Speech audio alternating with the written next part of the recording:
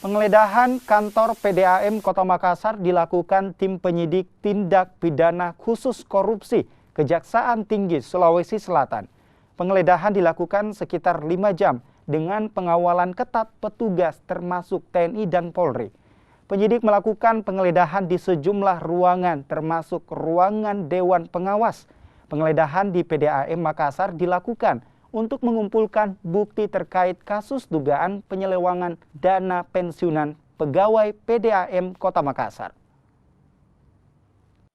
Saya mewakili teman-teman direksi sebagai TP2 PDAM.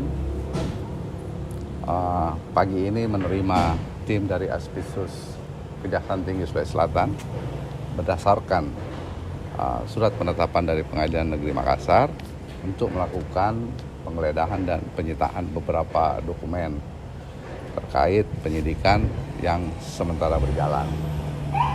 Sebagai TP2 PDAM, kami sangat welcome, terbuka, bekerja sama dengan tim Kejaksaan Tinggi Sulawesi Selatan untuk memberikan data-data yang dibutuhkan.